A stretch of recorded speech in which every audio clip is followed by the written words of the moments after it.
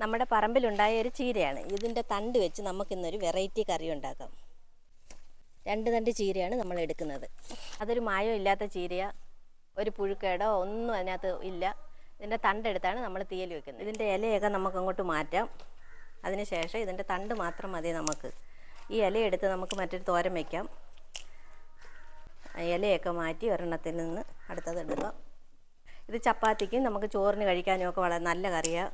അതുപോലെ ഇതിന് നല്ല വിറ്റാമിനാണ്. യാതൊരു മായവും ചേരാത്ത ചീര ആയതുകൊണ്ട് മറ്റൊന്നും പേടിക്കേണ്ട, നമുക്ക് നല്ലപോലെ കഴിക്കാം. ചീരയിലേക്ക് ഇതിൽ നിന്നങ്ങ് മാറ്റി ഇതിൻ്റെ തണ്ടൊക്കെ കഴുകി വൃത്തിയാക്കി ഞാൻ കൊണ്ടുവന്നിട്ട് ഉണ്ട്. ഇനി ഇത് നമുക്കൊന്ന് ഇതിൻ്റെ തോലൊക്കെ ഒന്ന് കളഞ്ഞെടുക്കാം.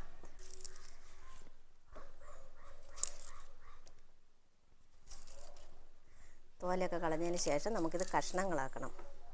എല്ലാം കഷ്ണങ്ങളാക്കി മുറിച്ച് വെച്ചതിന് ശേഷം നമുക്ക് മറ്റ് സാധനങ്ങളൊക്കെ ശരിയാക്കി എടുക്കാം. തീയലിനുള്ള ഉള്ളി, തേങ്ങ, ഇഞ്ചി, വെളുത്തുള്ളി, അതിൻ്റെ മുളക് പൊടി ഇതൊക്കെ ശരിയാക്കി എടുക്കാം. തോലൊക്കെ കളഞ്ഞിട്ടുണ്ട്. ഇനി നമുക്കിതൊന്ന് കഷ്ണങ്ങളാക്കി എടുക്കാം.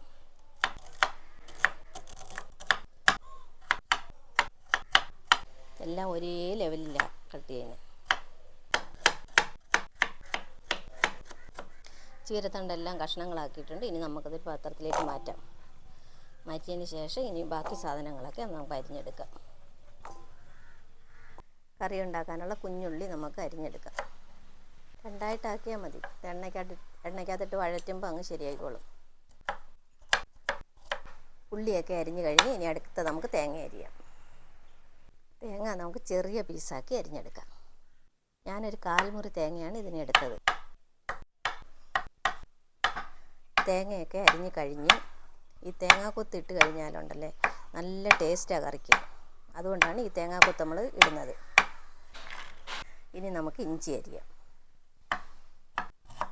ആവശ്യത്തിനുള്ള ഇഞ്ചി എടുക്കണം. ചെറുതായിട്ട് അരിയണം. ഞാൻ വലിയൊരു കഷ്ണം ഇഞ്ചിയാണ് എടുത്തത്. ഇഞ്ചി കുറച്ച് വേണമെങ്കിൽ കുറച്ച് ഉപയോഗിച്ചാൽ മതി. ഞാനെല്ലാ ഇഞ്ചിയും വെളുത്തുള്ളിയൊക്കെ കുറച്ച് കൂടുതലാണ് ഉപയോഗിക്കുന്ന കറിക്ക്. ഞാനൊരു 8 വെളുത്തുള്ളി ഇവിടെ എടുത്തിരിക്കുന്നത്. അത് നമുക്ക് ചെറുതായിട്ടൊന്ന് അരിഞ്ഞെടുക്കാം.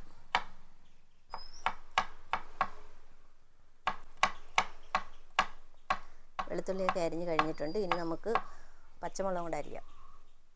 ഞാനിവിടെ 2 പച്ചമുളക് എടുത്തിരിക്കുന്നത്. അത് നമുക്കൊന്ന് അരിഞ്ഞെടുക്കാം. 10-15 അണ്ടിപ്പരിപ്പ് എടുത്തിട്ടുണ്ട്. ഇത് നമുക്ക് പൊടിച്ചൊന്ന് കറിയിൽ ചേർക്കാം. പിന്നെ ആവശ്യത്തിനുള്ള കറിവേപ്പിലയും ചേർക്കാനുള്ള സാധനങ്ങളൊക്കെ റെഡി ആയിട്ടുണ്ട്. ഇനി നമുക്ക് കറി ഉണ്ടാക്കാം. കറി വയ്ക്കാനുള്ള പാൻ അടുപ്പിൽ വെച്ചിട്ടുണ്ട്. പാൻ ഒന്ന് ചൂടായതിന് ശേഷം നമുക്ക് എണ്ണ ഒഴിക്കാം. പാൻ ചൂടായിട്ടുണ്ട്. ഇനി നമുക്ക് എണ്ണ ഒഴിക്കാം.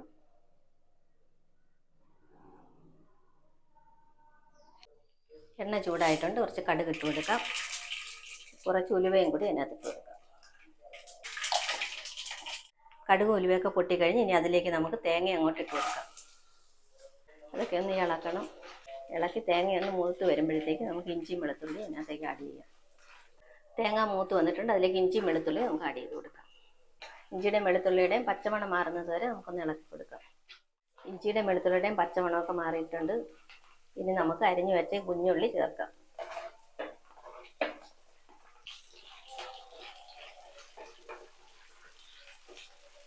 ഇതിലേക്ക് ഒരല്പം ഉപ്പ് ആഡ് ചെയ്ത് കൊടുക്കാം. പെട്ടെന്ന് ഉള്ളി വേവും.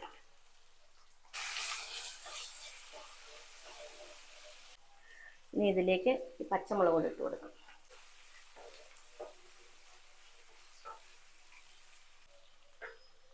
ഇനി ഇതിലേക്ക് കുറച്ച് കറിവേപ്പില ഇടുക. 3-4 മുളക് മുറിച്ചത് എല്ലാം കൂടെ ഒന്ന് മിക്സ് ചെയ്ത് കൊടുക്കുന്നു.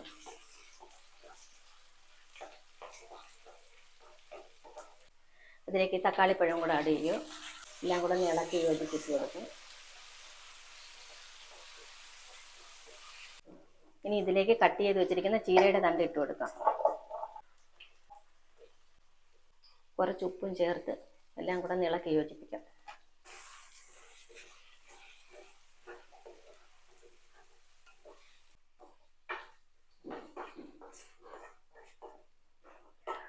ഈ തണ്ടൊക്കെ ഒന്ന് വെന്ത് വരുന്നത് വരെ നമുക്കൊന്ന് അടച്ചു വയ്ക്കാം. ഒരു 5 മിനിറ്റ് ഇത് അങ്ങനെ ഇരിക്കട്ടെ.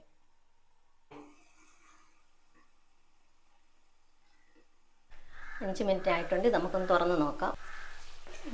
എല്ലാം പരുവമായിട്ടുണ്ട്, എല്ലാം വെന്തിട്ടുണ്ട്. ഇനി നമുക്കിതിലേക്ക് മസാല ചേർത്ത് കൊടുക്കാം. 1/2 സ്പൂൺ മഞ്ഞൾപ്പൊടി, 1 ടേബിൾ സ്പൂൺ മുളക് പൊടി, കാശ്മീരി മുളക് പൊടിയാണ് ചേർത്തിരിക്കുന്നത്. 1 ടേബിൾ സ്പൂൺ മഞ്ഞൾപ്പൊടി, 1/2 ടീസ്പൂൺ ഗരം മസാല. ഇതെല്ലാം കൂടെ ചേർത്ത് നമുക്കൊന്ന് മിക്സ് ചെയ്ത് കൊടുക്കാം. പൊടിയൊക്കെ ഒന്ന് മൂത്ത് വരട്ടെ. അതിനുശേഷം ഇതിലേക്ക് കുറച്ച് തിളച്ച വെള്ളം ഒഴിച്ച് കൊടുക്കണം. മസാലയുടെ പച്ചമണമൊക്കെ ഒന്ന് മാറിയിട്ടുണ്ട്. ഇതിലേക്ക് നമ്മൾ പൊടിച്ച് വെച്ചിരിക്കുന്ന അണ്ടിപ്പരിപ്പ് ചേർത്ത് കൊടുക്കും.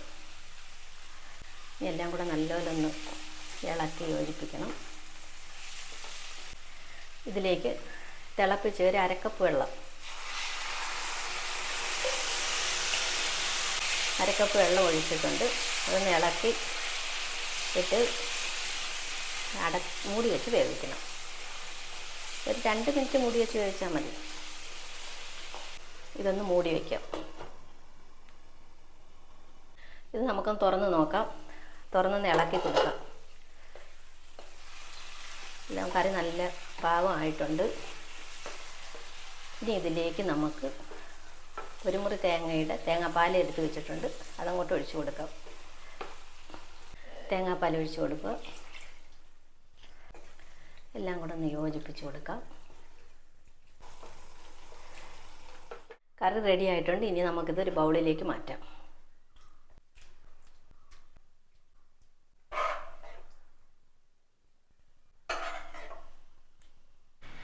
ഇതേപോലുള്ള റെസിപ്പികൾ ഇനിയും പ്രതീക്ഷിക്കാം.